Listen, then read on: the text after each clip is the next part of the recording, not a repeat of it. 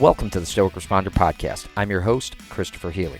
As a special agent who spent more than 15 years conducting large-scale fraud, money laundering, and public corruption investigations, Stoic philosophy provided a mindset edge that became the foundation of my professional success. My mission today is to share those same ancient mindset lessons with you so that you can turn obstacles into opportunities and adversity into advantage. Time to muster up. Hey everybody, welcome back to the Stoic Responder. This is episode 51. Flip the script.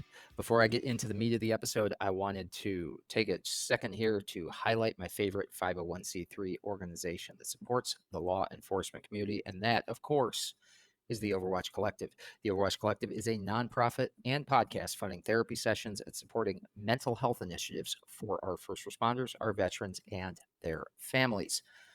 Their motto is one more is one less, and I take that to heart because one more individual that we can provide these services to is one less statistic. Please check out the Overwatch Collective at theoverwatchcollective.com. If you go to that website, you can make a donation. You can buy some of their awesome gear. You can buy some of their drinkware. You can buy some of their shirts, some of their hats, some of their sweatshirts. All of that goes to support their mission. Or while you're there, you can also purchase a ticket to their annual fundraiser, which is on August 24th in San Mateo, California.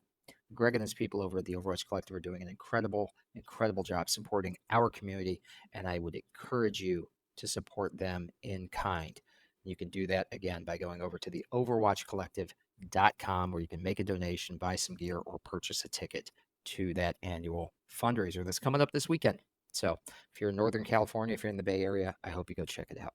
Folks, as I said, the title of this episode 51, is Flip the Script. Let me start you out with a quote from my favorite Stoic, Marcus Aurelius.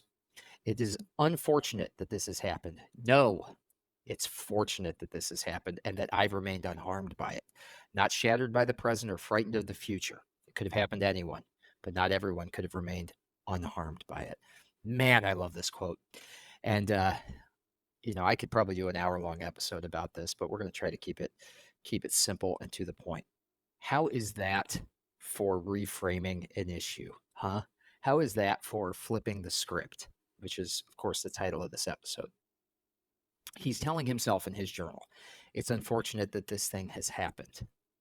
No, it isn't. It's actually fortunate that this thing has happened and I've remained unharmed, that I can continue on, that I'm not shattered by the present, that I'm not frightened of the future. This could have happened to somebody else, but not everyone has the stoic armor that I have around me. Not everyone could have remained unharmed by it. What a great perspective to have.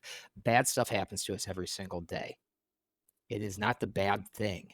It is our reaction to it that matters, right? See, the Stoics believe that events themselves are neutral.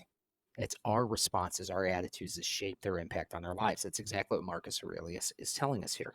Yes, there are going to be unfortunate events. They're inherently difficult and challenging. We deal with it every day as first responders. The things that you see and deal with every single day are inherently difficult, inherently challenging. But we must never get trapped in a victimhood mindset over things beyond our control.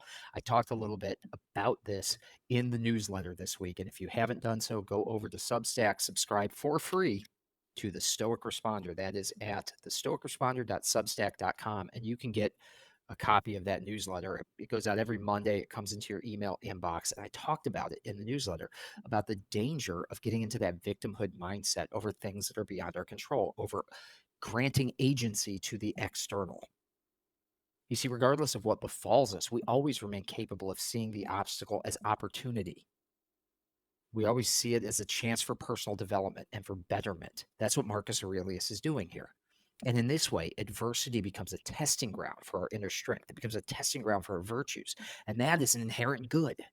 So a bad thing does have a good side. There is a silver lining to many things, right? An obstacle in and of itself is neutral. What does it create for us? Does it end an opportunity or does it create an opportunity? Maybe it does both. It's all in how we look at it. It's all in our reaction to it. And this shift, this mindset shift, is fundamental because it allows us to detach our well-being from the external and instead find contentment in our ability to navigate the ups and downs with grace. It took me a long time to learn this lesson in my career. It really did. a bad thing would happen. I would apply for a promotion and not get it. It felt like an obstacle. It took me a long time to recognize those things as opportunities, to shift, to detach my well-being, my value, my self-worth from that external event of not getting this job, and instead finding contentment in what it allowed me to do. Okay, I can shift my focus to being a better case agent if I don't have to manage people. I can shift my attention to leaning into this if I don't have to do that, right? And I found contentment in that. I found contentment in navigating those ups and downs with grace. Look, anyone can experience adversity. Anyone does experience adversity. Very few of us are born into the lap of luxury and allow ourselves to just float through life unimpeded. Everyone's going to experience some adversity at some point, but not everyone is going to possess the inner resilience to emerge unscathed. That's what we're trying to do here. We're trying to create greater resilience by practicing some of these things, by learning some mindset tips, tools, and tactics that allow us to see events as neutral and recognize that it is within us to make opportunity out of that adversity. When we choose resilience over despair, when we acknowledge the power of the present moment, we find fortune. Not in avoiding adversity, but in facing it with an unshakable spirit. Folks, get out your pens, get out your paper. I got a journal prompt for you. I'm going to send you off with this. What unfortunate event has left me stronger and more resilient? And how can I apply this lesson to the future? I want you to think about something recent that the event seems unfortunate, that you are looking at it as an unfortunate event. It could be the end of a relationship. It could be something that happened on the job. It could be something that happened to you personally. It could be that fender bender you got in. It could be a diagnosis you received. And I want you to take that event and I want you to try to flip the script on it. And I want you to write in your journal how this unfortunate event can actually make you stronger and more resilient, how you can apply that lesson to the future.